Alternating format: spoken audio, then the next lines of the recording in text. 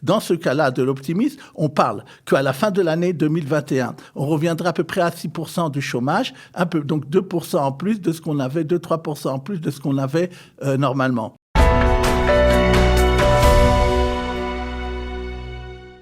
Comme chaque mercredi, nous avons le plaisir d'accueillir dans notre studio le docteur Daniel Guggenheim. Daniel, bonjour, Boker Tov. Bonjour. Merci d'être fidèle au poste, comme chaque mercredi, pour votre revue de la presse économique. Alors ce matin, nous allons parler de chiffres qui ont été fournis justement par la presse économique israélienne ces derniers jours.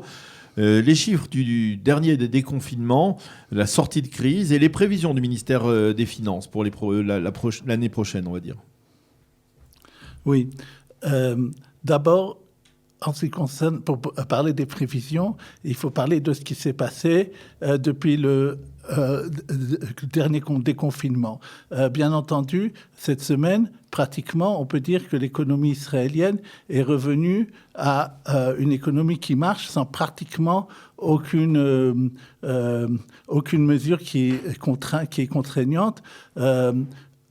En tout cas très contraignante, à peu près dans le même scénario où nous avions parlé de ça ici dans cette chronique il y a à peu près un mois et demi, de ce qu'ils avaient pensé que s'il y avait donc une campagne massive du vaccin, vous avez même parlé que même le ministère de la Santé est maintenant souriant, on pourrait permettre à l'économie de reprendre son cours normal.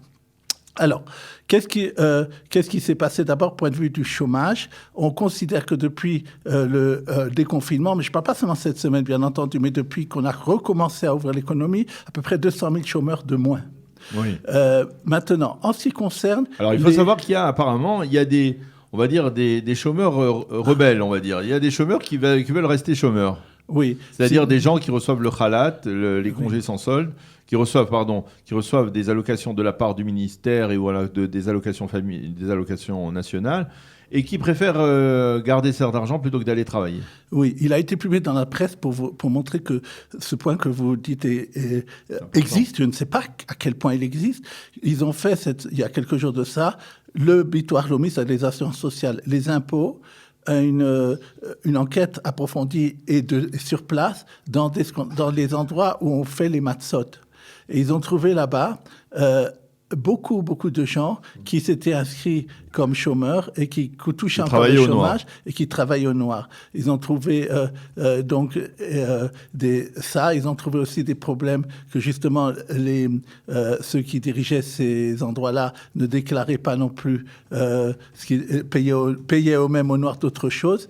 Et donc les dossiers ont été transmis bien sûr aux différents endroits. Et donc je redis d'ailleurs aux auditeurs qui m'écouteraient que je suppose qu'il faut faire très attention, que ça soit du point de vue de l'employé ou de l'employeur, qu'il est évident que le ministère que ces bras du ministère des Finances vont là-dessus pour bien vérifier et montrer que ça existe. Donc il faut faire très attention. Non, c'est-à-dire au ministère des Finances, on veut voir les gens retourner au travail. Et il y a d'un côté, on va dire la répression, si je peux dire comme ça, d'un côté, mais il y a aussi des encouragements aux employeurs. C'est-à-dire que pour permettre aux employeurs de reprendre leurs employés, il y a des encouragements, des aides de l'État ? Non, justement, il devait y avoir. On en avait parlé il y a 2-3 semaines. C'était dans le dernier plan de Netanyahou Katz, mais vu les problèmes c'était juste avant l'élection et il n'y avait pas de majorité au Parlement ni dans le gouvernement pour permettre ces mesures-là.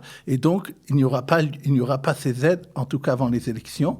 Et donc, ils ne peuvent agir pour l'instant que sur le problème de la répression. Comment le gouvernement peut-il obliger les gens qui sont actuellement, qui doivent bénéficier selon la loi jusqu'au mois de juin de ces allocations, de revenir au travail, alors que les allocations sont parfois même plus importantes que les salaires qu'on leur propose. Deux choses. Premièrement, la répression, comme vous avez dit. Deuxièmement, ils me disent aussi que en juin, ça se termine et que les gens ont intérêt à retrouver le travail avant juin parce qu'on ne sait pas ce qui va se passer après juin. Ouais. Et donc, ils auraient peut-être c'est l'idée d'être déjà employés pour ne pas se trouver devant une situation où l'allocation au chômage serait terminée et ils n'auraient pas d'emploi. C'est ça. Pour l'instant, c'est uniquement ça. Maintenant, en ce qui concerne donc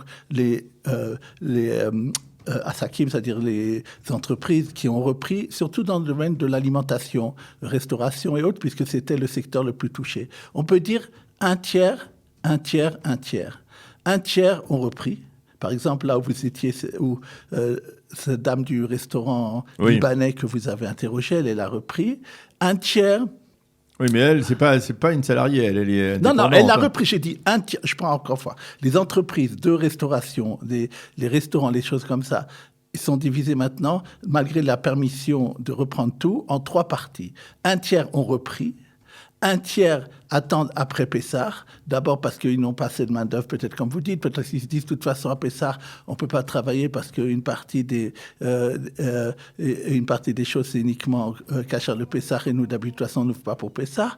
Et une dernier tiers, malheureusement, d'après ce qu'on voit, ne reprendront jamais. Sont fermés et on disparaît. Ça veut dire en chiffres. De reprendre. On était autour de 4% de chômage avant la crise. Est-ce que vous êtes capable de me dire, on va dire dans un délai de plusieurs mois, on va dire pour l'été prochain, à quel taux de chômage on se retrouvera ? D'abord, on pense que 154 000 chômeurs ne retrouveront pas d'emploi, en tout cas dans les entreprises, puisque pour suivre ce que je viens de dire... Vous parlez des chômeurs, pas des indépendants. Non, des chômeurs, non. Vous maintenant parlez des chômeurs, donc qui ne retrouveront pas la place, en tout cas dans l'entreprise, parce que un tiers de ce qu'on a parlé ont fermé. Maintenant, ils ne rouvriront pas, d'après les prévisions. Donc justement, les prévisions sur l'article, vous avez raison de prêter mon attention à ce sujet, vous êtes un fin limier, c'était très important. Et pourquoi c'est tellement important ? Parce que c'est le ministère des Finances qui a donné ces prévisions. Or, le ministère des Finances, c'est celui qui doit présenter le budget. Il y aura, on espère, un budget en 2021. Et c'est à partir de ces chiffres-là qu'est calculé le numérateur, c'est-à-dire les recettes attendues et les dépenses qu'il faudra faire sont fonction des recettes, puisqu'on voudra quand même ne pas dépasser un certain nombre de déficits qui est maintenant à 12% budgétaire, je parle. Hein. Maintenant, qu'est-ce qui se passe point de vue des prévisions sur le chômage ? Justement, le ministère des Finances, comme la Banque d'Israël, a donné 2 scénarios. Un scénario optimiste et un scénario plus pessimiste. Le scénario optimiste, que pour l'instant il se réalise, est le fait que la maladie, de plus en plus, va s'estomper et qu'il n'y aura pas une reprise de la maladie et donc une obligation d'un 4e reconfinement. Et ça, c'est l'optimiste. Dans ce cas-là, de l'optimiste, on parle qu'à la fin de l'année 2021, on reviendra à peu près à 6% du chômage, donc 2% en plus de ce qu'on avait, 2-3% en plus de ce qu'on avait normalement. On pense que ce qui va être pour mettre ce boom-là, de cette croissance et de ce meilleur emploi, sera la consommation privée qui devrait revenir. Donc justement, si le scénario optimiste se réalise. Maintenant, dans le scénario qui est plus pessimiste, c'est-à-dire que la maladie existera quand même et il y aura des rebonds. Dans ce cas-là, c'est un peu moins bon. On parle, au lieu de 6%, on parle de 8% de chômeurs à la fin de l'année. Voilà, c'est donc ces 2 scénarios. Ce qui est quand même, on va dire, relativement plus encourageant, tout ça, que toutes les prévisions que l'on a fait au cours de cette année, des prévisions extrêmement catastrophiques. Hein. Exactement. Je dirais 2 choses. D'abord que cette étude d'ailleurs dit que pendant la crise, comme nous l'avons souligné très souvent ici, le high-tech en Israël, la haute technologie et tout ce qui est digital, qui n'avait pas besoin, qui n'avait pas de problème avec le corona, a été un des plus forts dans le monde entier. Et donc, c'est ça qui a permis de tenir. Et que malgré ce qu'il arrivera, donc, ça aidera. Et c'est ce qui a permis d'ailleurs de ne pas avoir la catastrophe au point du chômage ou crise économique majeure qu'on avait pensé. Maintenant, point de vue d'ailleurs de ces scénarios, je pense que si vraiment le scénario optimiste se réalise, et donc, que même à la fin de l'année, on se retrouverait peut-être dans des meilleurs chiffres que ce que le ministère des Finances vient de dire, parce qu'il y a des fois des dynamiques, comme on a vu après des grandes guerres ou après des grandes épidémies. Et bien entendu, il faut voir aussi ce qui se passe avec le reste du monde, parce que, comme nous l'avons souligné plusieurs fois, Israël déconfine au moment où certains pays, comme en Europe, en France ou autres, on parle d'un reconfinement important. Donc, évidemment, Israël, c'est la mondialisation et c'est tenu aussi de voir qu'est-ce qui va se passer au niveau mondial. Mais en gros, il est très possible que à la fin 2021, s'il y a le scénario optimiste qui se fait, que les chiffres soient même meilleurs que ce que le ministre des Finances doit dire. Dernière chose, bien entendu, il y a aussi le problème politique. On va sûrement en parler dans ces prochaines semaines, que si c'est seulement dans le cas où il y aura un gouvernement stable que beaucoup de choses pourraient se faire, parce que sinon on aura peut-être moins la confiance des investisseurs. Alors ça, c'est effectivement important. On aura l'occasion d'en reparler, bien entendu, après les élections. Ou avant même. Oui, avant, il nous reste encore une chronique avant les élections. En tout cas, il est important de souligner également les aides qui sont fournies par l'État et par la Banque d'Israël. Est-ce qu'on peut faire un éventail, un étalage des aides qui vont être apportées aujourd'hui? Oui, je veux dire juste deux choses à ce niveau-là, trois même très importantes, importantes et qui résument.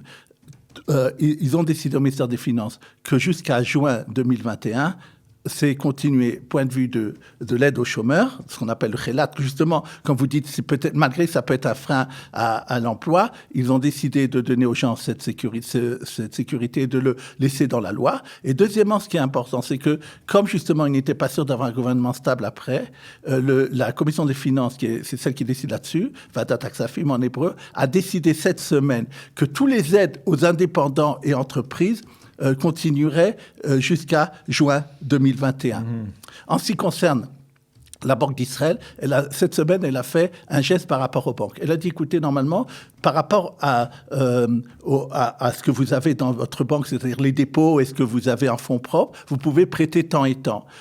Je vous permets de prêter plus que d'habitude, comme c'était du Corona, pendant les prochains mois, et à condition que vous ne versiez pas de dividendes à vos actionnaires. Ça veut dire, en gros, continuer d'aider les entreprises, les indépendants ou bien les particuliers à avoir des crédits. C'est très important parce que, d'abord, les banques, d'ailleurs, ont montré qu'ils ont un meilleur bénéfice que prévu. Maintenant, les documents financiers qui sont sortis pour la fin de l'année sont meilleurs que prévu. Et surtout, ça permet aux banques de pouvoir continuer à prêter et donc à l'économie de fonctionner.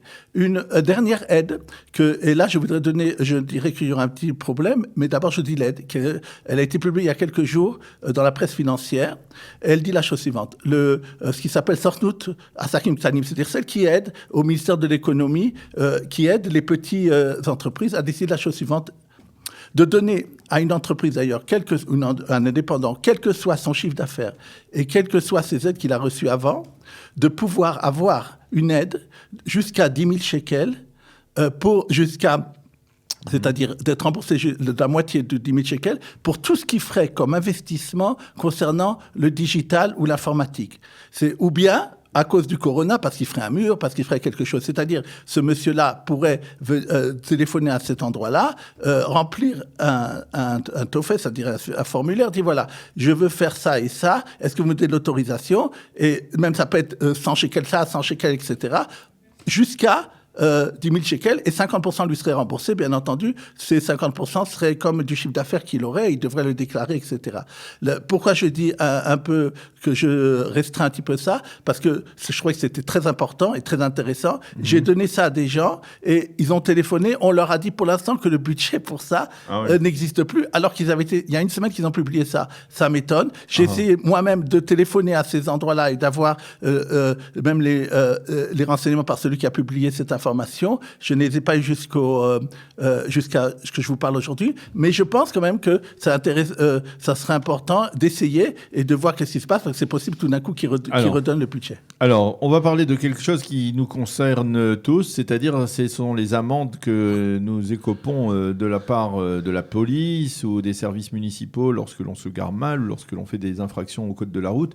Il semble qu'il y ait eu, on va dire, une sorte d'escroquerie à une grande échelle au sein du département de ceux qui payent leurs amendes par Internet, par Internet. Par carte de crédit. Pardon, voilà. Oui, vous avez exactement détaillé ce qui se passe. c'est le cas le plus fréquent maintenant, des gens doivent payer une amende parce qu'ils n'ont pas mis un masque dans la rue, donc ils doivent payer à l'endroit qui s'appelle Merkaz Akvia Knassot. Tout ce qui est des amendes de ce que l'État prend. Il y a quelqu'un apparemment à l'intérieur qui a utilisé les cartes de crédit des gens qui ont payé pour ça et l'a donné à quelqu'un qui a fait des milliers et des dizaines de milliers de shekels d'achats sur le compte de petites personnes. Quelqu'un a raconté que même il le faisait par des coupures, par des prêts, par des achats de 50-100 shekels. Ça arrivait chez quelqu'un à 55 000 shekels. Il s'agit de centaines et de centaines de personnes. C'est tellement important que même c'est arrivé à la Knesset qu'il y a eu un député, parce qu'apparemment, je ne sais pas pourquoi, c'est surtout le public orthodoxe qui a été touché par ça, qui un des députés orthodoxes a demandé à l'État, qu'est-ce qui se passe avec ça? Pourquoi ils ne font rien? Parce qu'ils se sont adressés à la police. Il y a même le nom de celui qui a utilisé la carte de crédit. Donc la police peut facilement remonter la filière et voir celui qui a l'interrogé et voir celui qui, à l'intérieur de cet endroit-là, lui a donné les chiffres, les numéros des cartes. Et malgré ça, la police dit, nous classons l'affaire, nous ne faisons rien. Et ça a énormément énormé les gens. Et ils ont demandé, donc ça c'est dans les sites, de toute façon, nous le disons souvent, de vérifier pratiquement tous les jours ce qui se passe dans les cartes de crédit, surtout pour ceux qui ont payé à ça.